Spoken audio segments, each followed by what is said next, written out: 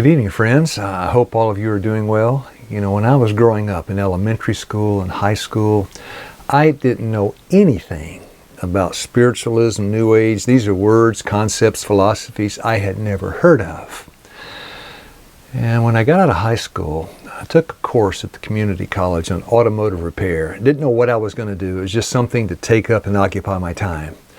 While I was in that class, there were a few men who had just gotten out of the military, veterans, going to school to receive benefits. It's the Vietnam era back then. And I was talking with them and got an interest in the military. So when I finished the classes, I joined the Army. Now, that was my first time away from home for an extended period of time. And it was in Fort Polk, Louisiana, undergoing basic training. And it was quite a change from my life at home. And one Friday night, you know, a battalion, that's about 1,000 men, they had the whole battalion on a soccer field. They had invited a magician to come in and entertain the men. So we were drinking beer, sitting around on a soccer field, watching the magician, you know, pull rabbits out of the hat and do magic tricks and everything. Then toward the end of his performance, he invited 12 men to come up and stand on the stage. Now, these were people I knew. I mean, these were people I worked with. It wasn't fake. It wasn't actors. So he called 12 men up. I didn't go up, but he called 12 men up, had them stand on the stage and face out toward the audience, which was me, and, you know, 1,000 other men. And we watched. And what he did, he walked back and forth between each man.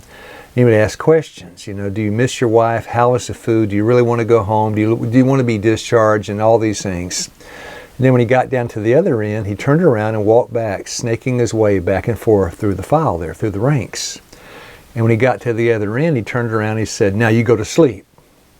He whipped around and said, now you sleep. And 3 of the 12 bent their head over. He told the other 9 to sit down. And then for the next hour, he told these 3 men what to do. He would say, run around and pretend you're a chicken. And gobble, and, you know, make the sounds like a chicken. Told another man, he said, you're a piece of wood. You know, you're strong as a piece of wood. And he took him, he straightened out, put his neck on one chair and put his ankles on another chair and stood up on him and made the other 2 men kiss each other. You know, we thought it was great fun back then. And as we watched, it was my first exposure to hypnotism. You know, the one man controlling another man's mind. I'd never seen that before. And I didn't really put it together in that sense that night. It just seemed like good fun, you know, like a good harmless fun.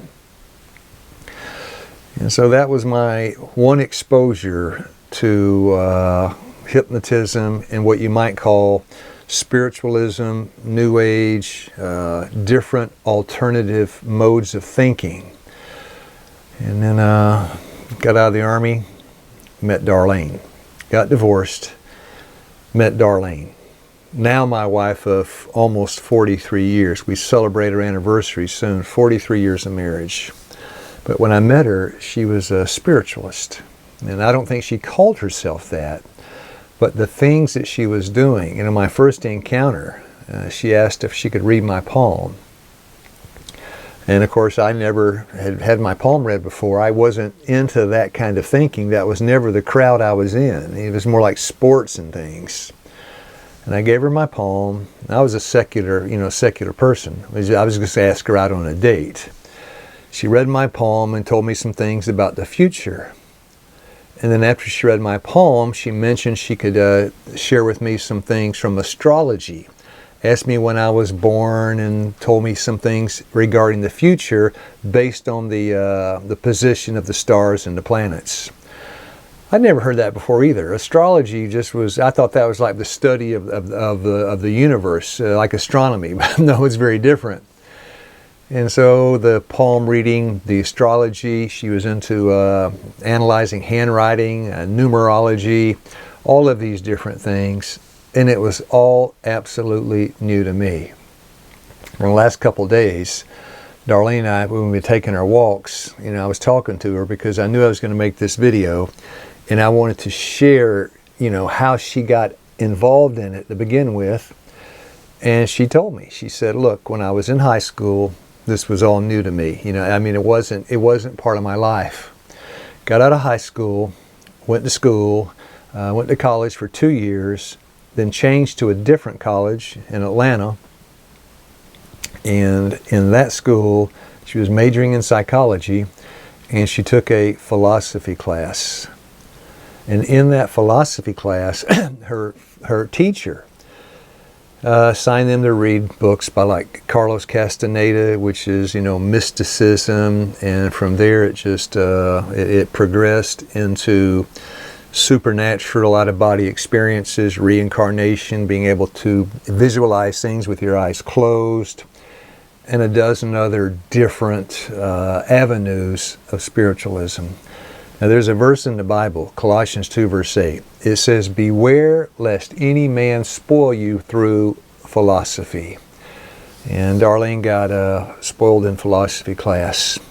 And when she came out of there, she had a keen interest because, to the uninformed mind, it might appear to hold out some kind of promise to actually be able to foretell the future, to be able to see where your life is going, in the case of hypnotism, to have an influence and control over the other people's minds. It gave you a sense that you knew something other people didn't know. That's esoteric knowledge, like a secret knowledge but they don't know. And these were the first steps toward spiritualism. And by the time I met Darlene, she was full-blown into reading palms, doing astrology charts, and entertaining notions about the supernatural and the dead. And she was well on her way to being entrenched in spiritualism. And so took her out for a pizza the first date, and as I got to know her, I got to know some of the views that she held regarding the supernatural and things. And at the time I thought, well, this is interesting. This is a lot of fun. This is interesting. At the time, I did not realize the danger. That became manifest as the years passed by. But in the beginning, it just seemed like a new way to have fun. So that's how I got involved in spiritualism through Darlene. That's how she got involved. Started in a philosophy class in the university. And as time progressed and we got deeper and deeper into it, my dear friends, it was not pleasant.